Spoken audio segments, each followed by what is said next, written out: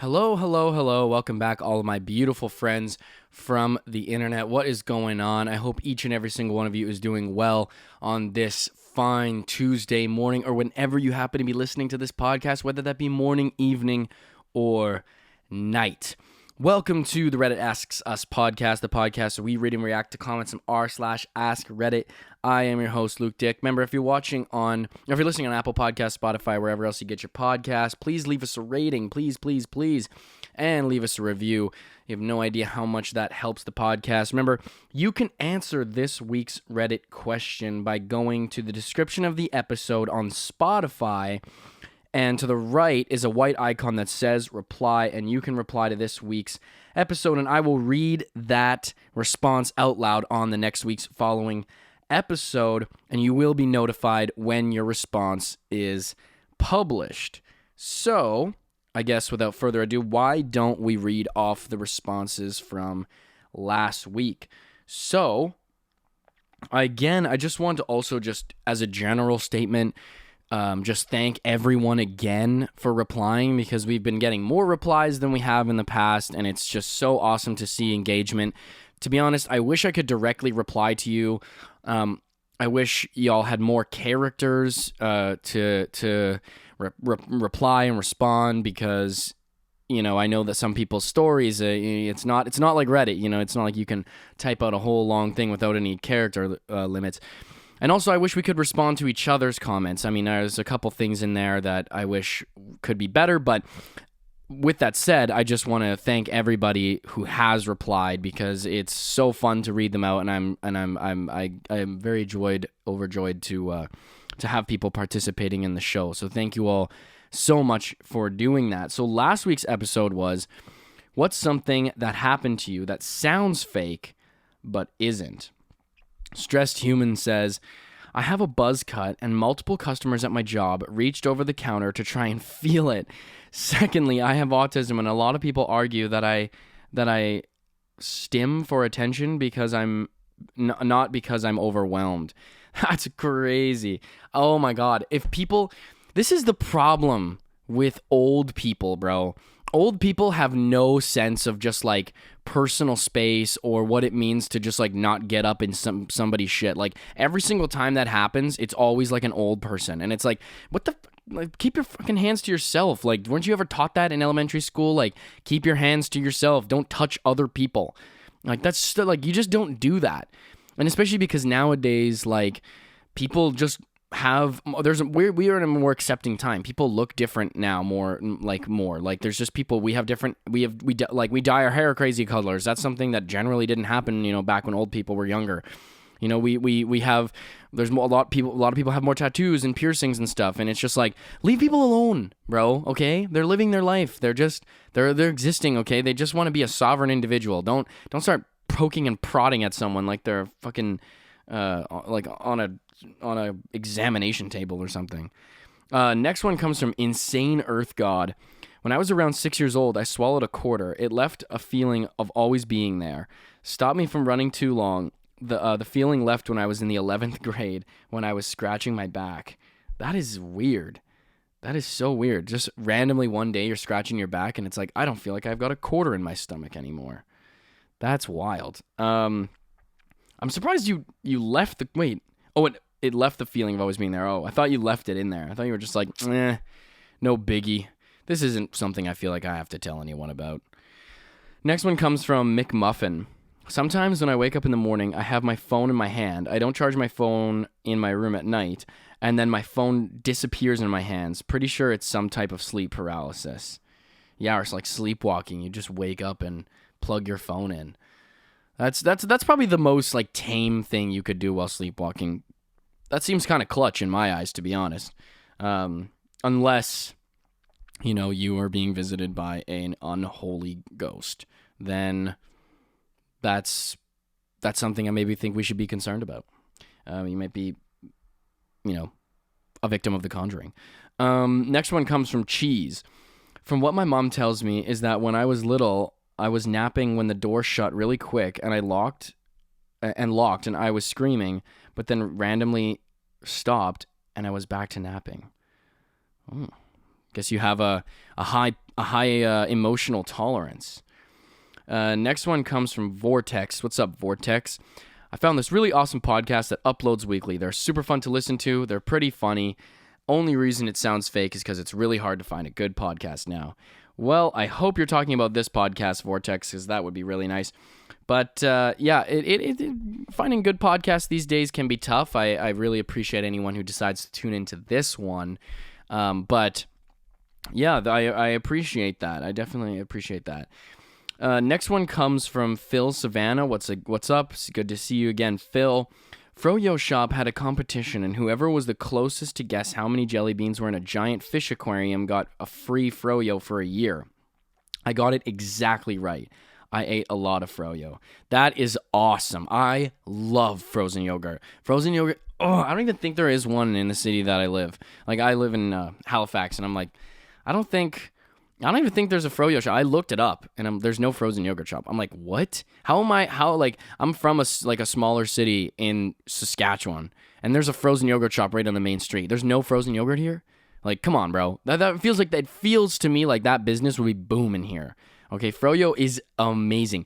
The first time I ever had like frozen yogurt was when I visited. We had a family vacation. We went to Hawaii when I was a kid. And there was this place in this one like outdoor mall called Yogurtland. And I'm sure the Americans who listen to the show are going to be familiar with Yogurtland. But I was like, bro, I could have gone there every day, dude. That place was amazing, bro. I still think about Yogurtland. Shout out to Yogurtland.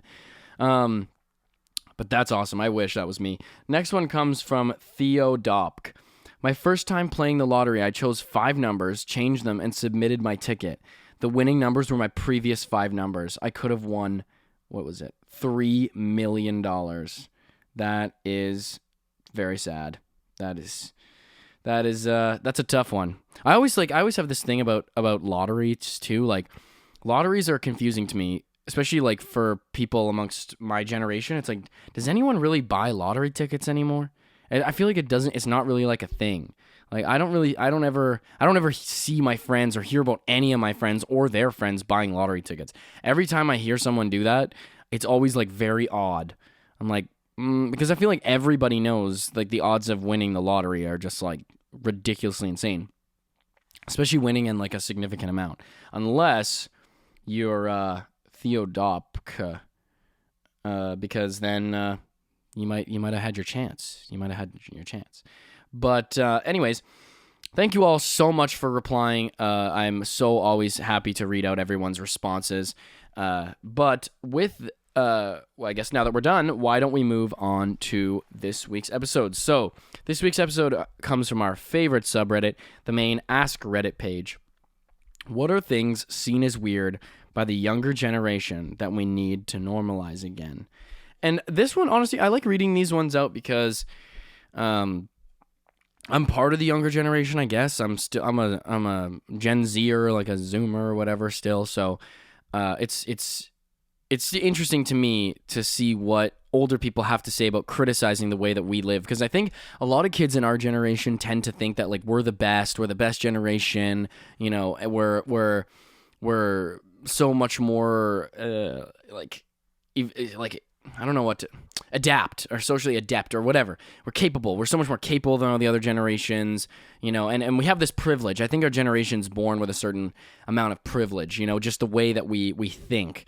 And I always think it's funny when we get called out on our shit, because then we start to realize, oh yeah, some of the behavior that we have just inherently because of the generation we are is like super toxic. One of them being privilege, because I think a lot of that also comes from a sense of humor too, because our sense of humor generally comes from the internet. A lot of other older generations' like sense of humor doesn't really come much from the internet, and we see all that older internet humor or whatever, we just call it cringe. We're just like, oh my god, you guys are so millennial cringe. But at the same time, it's not like we are the elite of the generations, because we are totally not, and there are a lot of downsides to being born nowadays. Anyways, enough of me ranting and rambling. Why don't we read off some responses? So the first one comes from Don't Get Murdered 78. I'll keep that in mind. Not being accessible all the time. Just because I have a cell phone doesn't mean I want to answer it at the supermarket or while cooking dinner or while driving. That's cool that my boss checks emails in his Tesla driving 20 minutes to work, but I'd rather not. I need a break.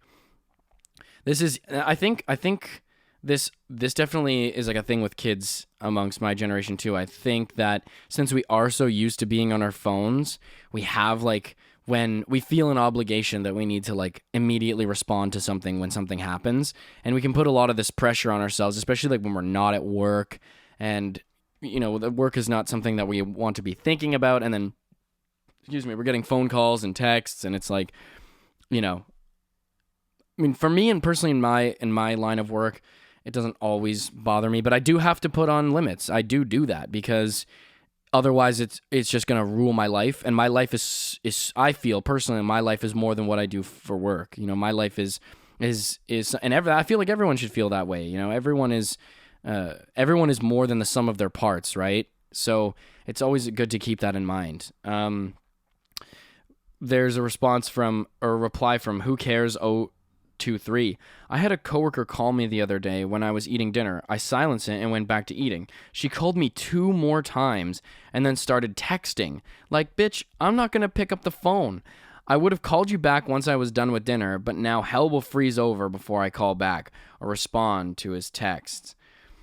Or respond to their texts. Oh, sorry, it was a she.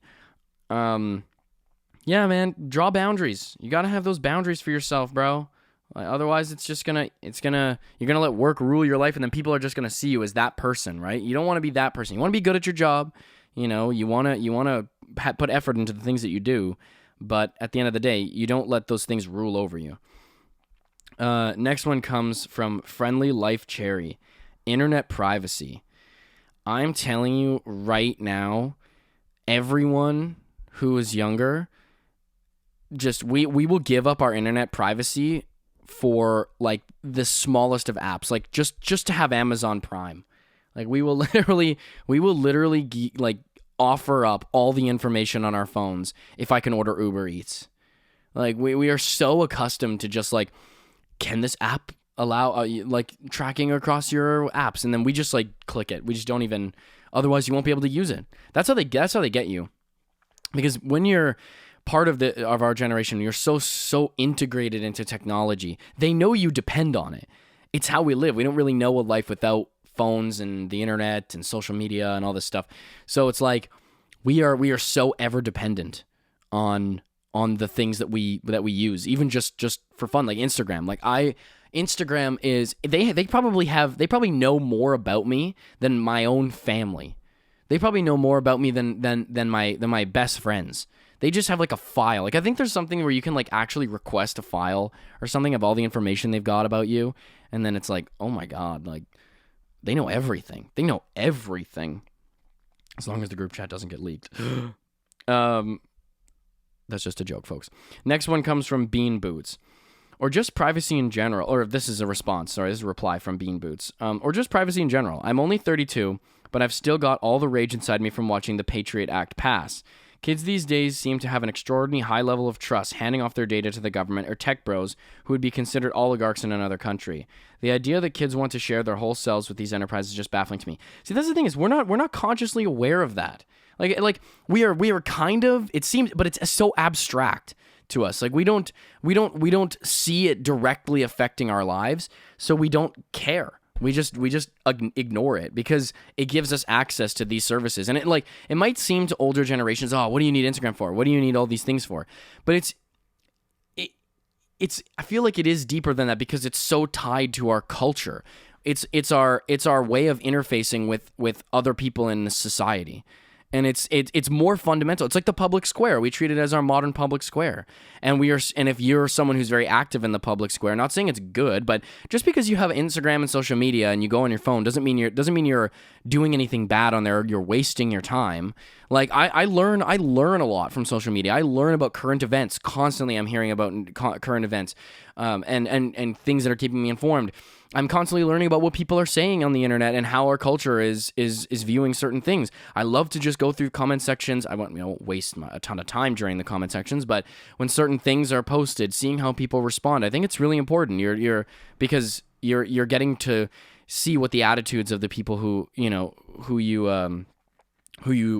are amongst your society are thinking. And not only that, but I also like follow really, really interesting people. Like I follow journalists and I see what they're saying. And I like global politics. I like seeing what's going on in the world. And for me, like these things are so fundamental to how I live my life that to give up that stuff would be very difficult. It's not saying I would, if I had to, I wouldn't, but it does play like a large role in my life. Let's see what's next. The next one comes from Prairie Seller.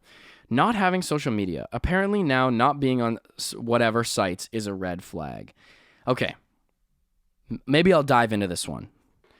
The only reason why not having social media could be a red flag is because I think today we understand that being transparent about who you are can be important, because we understand now that the internet is also full, and the world is also full of just crazy characters, like just people who are either dangerous or weird or creepy, and Instagram and how much you present of yourself on social media can be a good way for people to sort of see what kind of person you are, give a window into your life.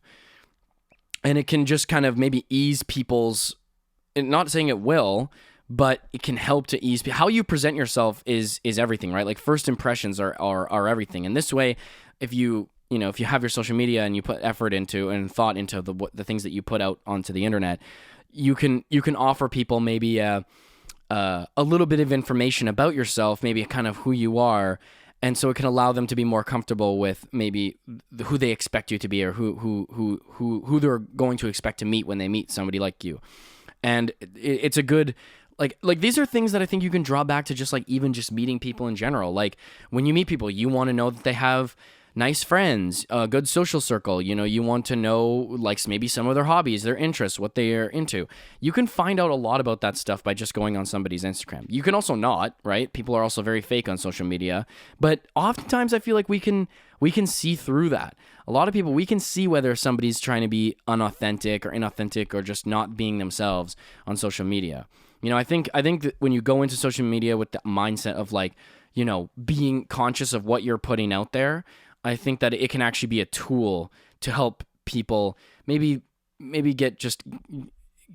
get introduced to you before they actually meet you. Just kind of like advertising yourself as like, hey, like these are my interests, this is what I like, this is me. I'm being authentically myself, and I'm kind of putting that out there so for anyone can see, and they can maybe feel more comfortable being around me because of the things that I post on social media.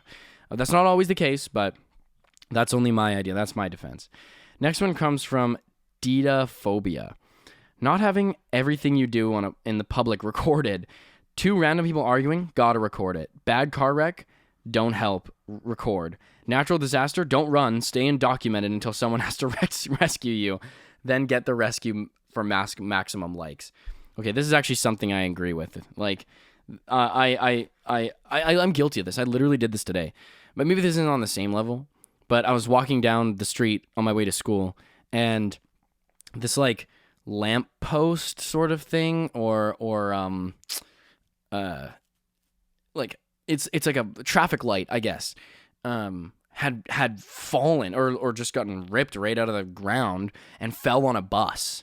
And everyone was evacuated from the bus, and like it was, by the time I had gone there, no one had been in the bus. The police were around, and they were kind of just figuring out how to get this lamppost off. But I took a photo of it because I thought it was interesting. But I do agree that things like that don't need to be documented. Do I need to have a photo of that? Probably not.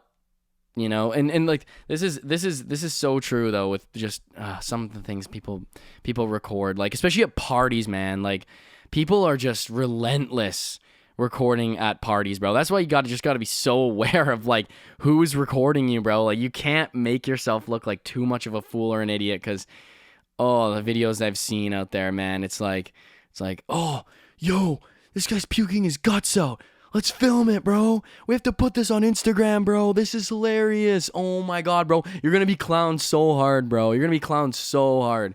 Like it's like, maybe that would be better if that was just maybe a story and not something that people could actually document about you. The things that yeah, it's a lot easier to have, especially like when videos or things are taken out of context or something like that. Like maybe like all these like Karen videos you're constantly seeing. Like who knows? Maybe some of these Karens or whatever were actually in the right, but you might never know that because all you see is the video of them screaming at somebody. But it's like, what if they almost like ran over their dog or something? Like, oh, check out this Karen, Karen loses it on dude in car. And it's like, yeah, well, what if she almost, what if they almost smoked their dog, trying to back up or something? Like, you just never know, right? But yeah, oh my God. And the amount of times, like, especially fights, man, it's like, yo, check it out, these people are fighting. It's like, no, why don't, instead of, maybe I should just try to separate this violence, this very obvious, apparent violence that's happening right in front of me.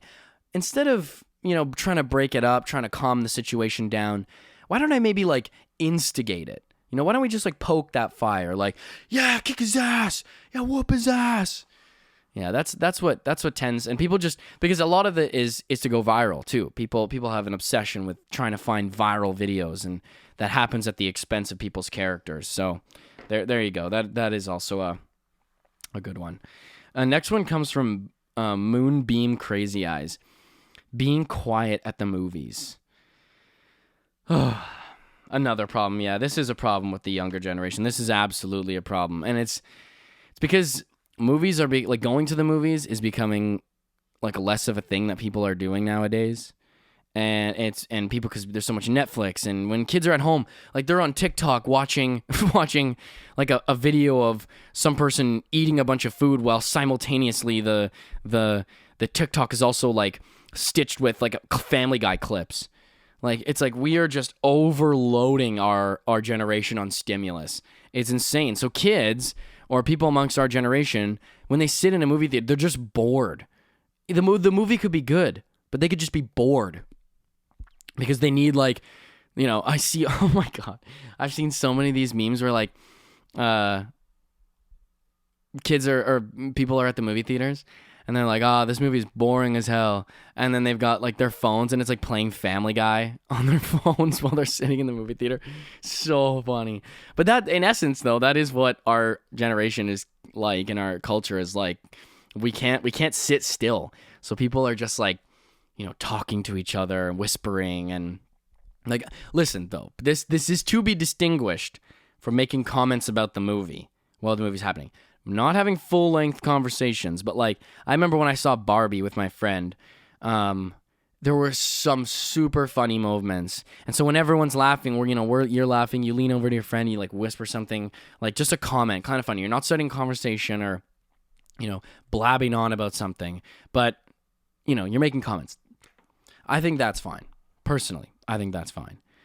But yeah, we gotta be quiet. We gotta stop watching new movies on Netflix, bro. Go to the theaters, bro. It's so expensive though. Fuck, it's tough. But go to the theaters, please. Visit the movies. Next one, Puck Monkey says, not bringing your phone into the sauna and steam room. Is this a problem? That seems so specific. Why? Why is it? Well, maybe it's just because, like, first of all, your phones are not waterproof, so you're only damaging your phone. But also, like, I could see how it would be so annoying. Like, everyone's in the steam room, someone's just on TikTok, just scrolling on TikTok. It's like, stop, drop, roll, like just playing random TikTok videos. Boy, what the hell? Like, it's like, come on, bro. We're trying to have a soak, man. We're trying to sweat out all of our pain and sorrow and suffering, and you're just sitting here on TikTok. But I don't know. This seems like a very isolated, specific problem. I don't use a sauna though. I don't really go into a sauna / steam room, but I don't know. There's a reply from AVB for Prez. There's a growing problem with people taking selfies and or live streaming themselves in locker rooms. Like they stare at themselves in the mirror and use their phones to capture it. I don't really care that somebody might get caught in the background. And don't really care if somebody might get caught in the background. It's insane. Puck Monkey replies back and says, yeah, I see it all the time. Young guys taking shirtless selfies in the locker room, which is weird enough, but then they take their phone into the sauna too. And the other day I had to tell a dude to turn his video down or use headphones. He seemed genuinely surprised I was bothered. Yeah, this is definitely another problem with our generation too, is I think we can just be so inconsiderate of other people.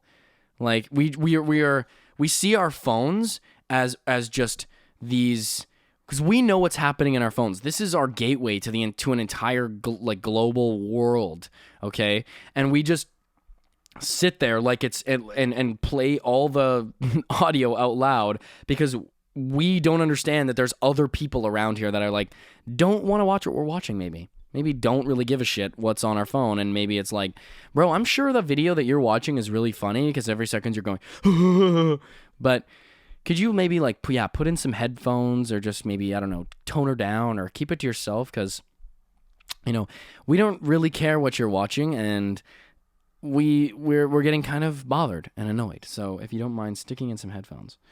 Next one comes from Glurble Burble. Having the decency and manners to verbally cancel plans or say that you'll be late in a timely fashion. That's respectful of the other person's time and effort instead of framing ghosting people as some kind of cute personality quirk. Yeah, I don't really feel like going on a, date with them, so I just I just never replied. It's fine though, because that's just me though. That's just me. Like I'm just kind of, I'm just like a nervous girly. I'm just a shy girly. So really, I feel like everybody should understand that about me. Doesn't my Instagram trying to give the vibe? Like, I'm a shy girl. Like, that's just who I am, Oh my God. I have the biggest problem with that too. It's just like making plans with people. And it's like, bro, like you not responding should not be part of your personality, bro. Like, bro, that's just me, bro. I just don't respond to texts, bro. I just don't respond, bro. It's like, okay, well, if I texted you 3 times in a back and forth conversation, we're having a back and forth, and then as soon as it comes to the plan, you just don't respond because it's like, oh, bro, bro, that's just me, bro. I got to keep my options open, dude. It's like, no, maybe you could just not be a dick.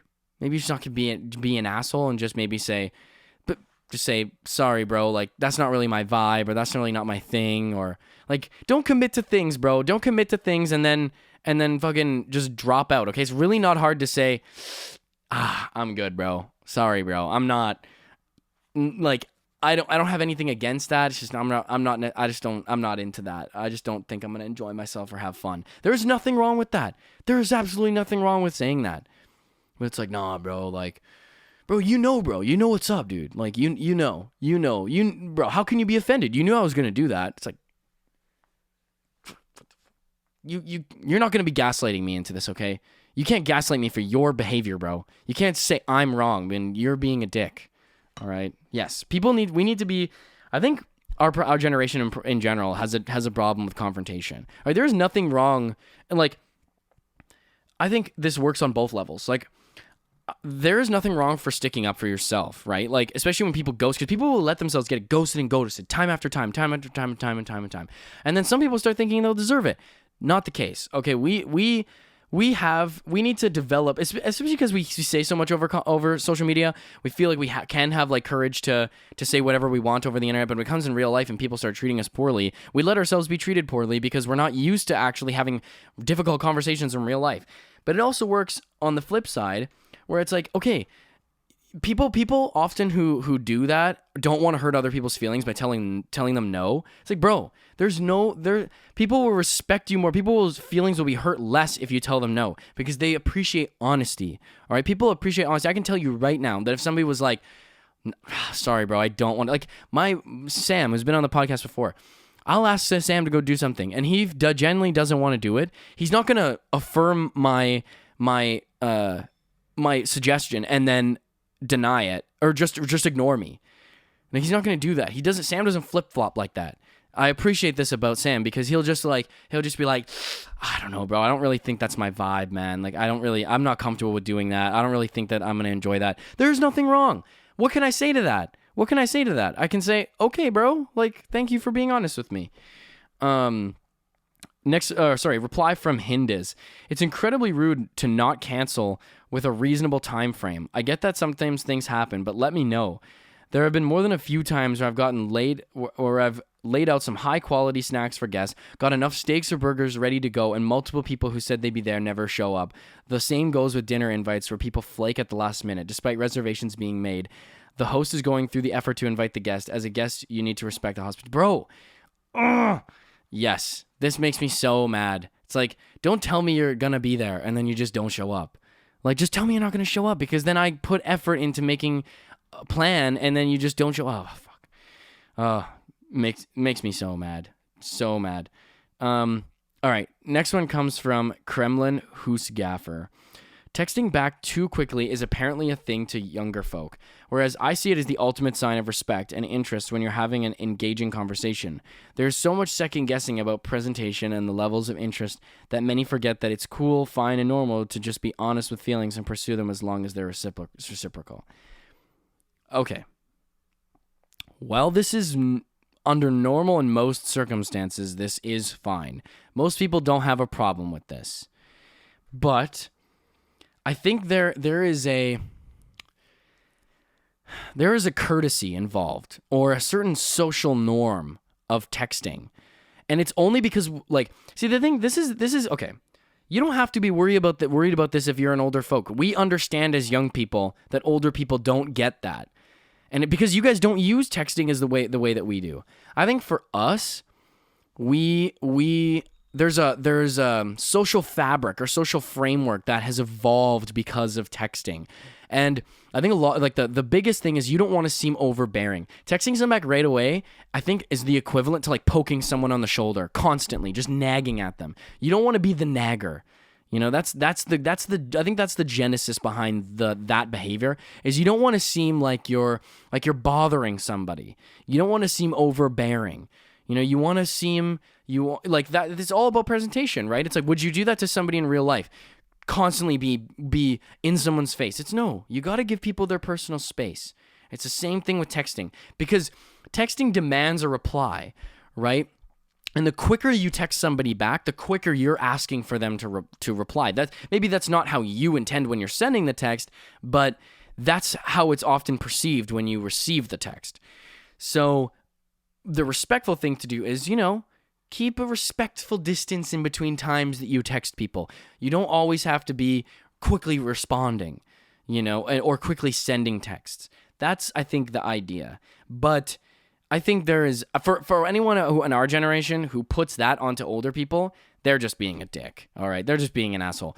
I know older people who will text me, and then I won't text them for a little bit, not out of just maybe because I'm busy, and then I'll reply to them, and they reply right away. I'm not.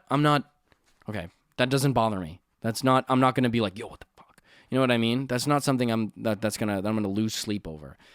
But yeah, if somebody else is holding you to that standard and that's not how you operate, then they're just being rude. But I think if you have that knowledge, then there is a respectful distance. It's personal virtual space. Next one comes from Immediate Birthday 80. Just working out in a gym without the need to record yourself. Well, how am I supposed to flex? How am I supposed to show everybody that I'm natty? All right? People need to believe that I'm natty. People also need to believe that I have the potential to be Mike O'Hearn, okay? Baby, don't hurt me. Baby, don't hurt me no more. Like, come on. How am I supposed to... I feel like this is a dumb one, guys. Like, if I'm in the gym, you should expect that I'm filming myself the whole time, okay? Like, I need to broadcast to the entire world that I'm just totally jacked. All right, that's something people need to know. All right, I'm doing this for other people. All right, this is a service I'm providing. All right, and then people, how am I supposed to get people interested in my masterclass? How am I supposed to get people interested in my Hustlers University? All right, seems like pretty basic. It seems like pretty basic. I hope everyone can realize that this is complete satire. Actually, in the university gyms, you're not allowed to record yourself. So, I mean, I think that in some respect, like, there's nothing terribly wrong with recording yourself. I just think that you need to be respectful about how you're doing it. Like, if it's an accomplishment, like say you've built yourself up to benching like a high weight, like benching 225. 225 is a massive accomplishment. There is a limited percentage of people in the world who can bench 225. All right. And that, that statistic isn't, super accurate because not everybody has access to the same resources and, as people in other parts of the world. But there is a small percentage of people who, and that is something to be proud of. All right. It's a lot of weight. Okay, and so you want to record yourself doing that because it's a major accomplishment. Yes, but there are dudes who just like stand in front of the mirror, just like recording themselves. Such a pet peeve. And people who are constantly flexing in front of the mirror, like this is something got on my nerves. Like I went to the bigger gym at my university, and I hate going there. One time, and it was later at night, and it's this just like group of like 6 first years, and they're just like, they're not even working out. They're just being super loud, obnoxious, flexing in front of the mirrors. It's like why are you here? You know that flexing isn't what builds muscle, right? Like, that like you actually have to lift the weights.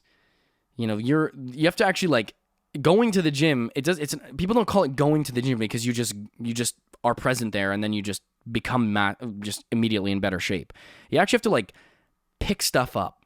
You have to like work out instead of just like being in there for 2 hours, taking up all the machines by just chatting with your friends and just like flexing in the mirror. Let's go. I'm looking better already. It's like, bro, you've looked the same since the 10th grade, dog. But yeah, and people are also just not comfortable with other people recording them. When you're recording, you should be the only one in the video. All right. You should be the only one. I don't want to be caught in your fucking, Mr. Fitness, online Instagram, TikTok, All right, this one comes from Bon7H. Being 100 meters away from the nearest adult. And I think some of the replies make more sense, because it didn't make full sense to me when I read it. Reply from AVB for Prez. It's sad to me that we've reached a point in society where you're going to be seen as an irresponsible parent if you let your kids and their friends ride off on their bikes and promise to be home before 5 or whatever. Going to the mall and just having bicycle tethered freedom was such an awesome experience when I was 14 or 15. Like all kids, the stuff that we did should have gotten us in trouble. Happened right under our parents' noses, so I can't see an argument for blaming our mobility for anything problematic that we did. Yeah, like I guess yeah, this is helicopter parenting. I don't know if this is a problem with our generation, but like kids who are helicopter parented, or because I don't like kids in my generation aren't really old enough quite yet to be like having kids. So how we're gonna parent our kids, I don't really know. But I do definitely think that there are a lot of kids in our generation who have been helicopter parented, and I think that goes to make children's behavior more irresponsible. Personally for me, I was the opposite of helicopter parented. My parents are very, very liberal with like what they allowed me to do. Like I was never grounded past the age of like 10 years old maybe. And even back then I wasn't super grounded because my parents knew that just like negative reinforcement is not a great way of making people listen. And also you have to make mistakes. You have to screw up, or else how else are you going to learn? And kids enjoy freedom. Kids should have to feel like if some shit goes down, some genuine shit goes down, they can be able to talk to you about it. But they also have to be able to take responsibility for their own actions, right? If they mess up, like this is why building such a foundation is so important. Like something I think that was just so important for me. I talk about this, I think, a fair amount on the podcast, but something I think was so important for me growing up was my parents, when I was really young and I did something wrong, they made me apologize to whoever, whether it be my parents or my sister or my friends. They made me go to them, look them in the eyes and say, I am sorry. What are you sorry for? I am sorry for doing this. It was inappropriate. It was this. It was that. And you have to know what you did was wrong and why it was wrong. And I think that when you do that, you build a foundation of when a child is older, understanding consequences of actions. And if you build a foundation when they're very young of understanding the consequences of their actions, they're going, it's not the same for every child, but I definitely think it worked with me, was that I was a lot more cautious, not always, but as a general principle, I was more cautious with some of the choices that I made because at a young age, I did understand that there were consequences to my actions. And and the only person who could take responsibility for those actions was me. It was a big thing for me when I was young that I had to work through getting through this past idea that I can't blame anyone else for the outcomes of what happens as a result of my actions, even if it was unintentional, But yeah, I think that when you helicopter parent kids, man, they just they make poor choices, man, and then they just become resentful of their parents. You will never have a healthy relationship or set your kid up for success if you can't be honest and have like an honest dialogue or feel like your kid can feel like they trust you. You know what I mean? Like, obviously there were things I was scared to bring up with my parents, but it's not like I ever felt that I didn't trust my parents or that they were going to, make my life harder because of something that I did. My parents want to see me succeed. They love me. They want to help. They're not going to bail me out if I do something bad. But, they're going to make me take responsibility, but they're going to help to rehabilitate me if I'm, if and help to teach me, about what the things that I did wrong and how to make better choices in the future. Next one comes from Slinkin Tab. Being able to fix things yourself, sew hems in small holes, fix a toilet, garbage disposal, etc. We are helpless as a generation. I'm just going to say that right now. I learned the other day how to make a Caesar salad. I know this is so embarrassing, but I learned, not that I'm not willing to learn, okay? I am willing to learn how to cook and make things, all right? I'm not going to say that I need my mommy to make everything for me. I'm not like that. But I started eating Caesar salads and never used to be a salad person. So I was learning how to make a Caesar salad the other day. I learned that you're not supposed to cut the entire head of lettuce at one time. And you're also not supposed to make a salad for the next couple days because, salads don't keep well, all right, when they're made and have sauce all over them. They don't really keep very well, all right? You want to keep them as the leaves separate, and then when you make the salad, you make it then. Salads don't keep super well over days. But yeah, we are helpless when it comes to fixing things.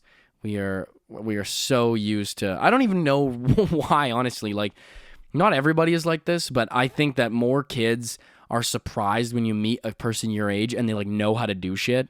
It's like, whoa, bro, where did you learn that, bro? Who taught you? And it was like, my dad, my uncle, somewhat my grandpa. I think we are so used to having everything done for us. We are so used, our dryer just broke. I couldn't even come close to telling you what was wrong with it. Not even a morsel of an idea of knowing what I could do to fix it. I'm hopeless. I'm a lost cause. Car things, oh my God. Other generations are so much better at knowing cars. Everyone knew how to fix a car growing up in my grandpa's generation. My dad even knows things about cars. Basic things about cars. I don't even know. What's a piston? What does a piston do? The only piston I know is the basketball team. What is a piston? Everyone's always talking about, your transmission. What happens when your transmission goes? I don't even know what a transmission is, bro. What is a transmission? Okay? Is it a trying to communicate with an alien? Are we trying to use this as a communication device? Are we transmitting signals to alien UFOs? What is a transmission? I do not know, okay? We are helpless, and I am fully willing to admit that. All right, why don't I read off maybe one more? Next one comes from, AV for Prez. Welcome back, AV for Prez. AVB for Prez. Talking to people in person and asking people out and not being a weirdo if they say no. Apps and social media has caused so much head rot. I wish I could do that. I wish I could be more, I don't know. I have no problem making conversation with random people if it's necessary when I meet them, but under most circumstances, I will, it's headphones in and head down. I am not speaking to a person. Asking people out is a tough one because I think a lot of kids in our generation too just we don't interact. We've never been used to interacting that way. And we don't want to creep anyone out. We don't want to seem creepy. To me, I'm worried that that's going to come off as just creepy or just unwanted or anything like that. Who knows? Maybe it might be. Maybe it is. I don't really know. But I think that with I'm trying to be socially and consciously and socially aware, and I just don't want to. I don't want to, put something on someone or make someone uncomfortable.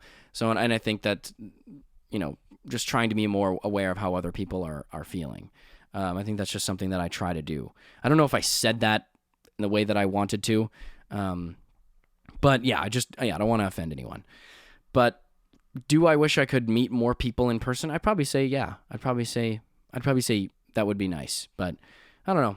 We can dream, folks, and maybe one day it'll happen. Anyways, thank you all so much for tuning into this week's episode of the Red Ask Us podcast. As always, thank you so much for tuning into this week's episode.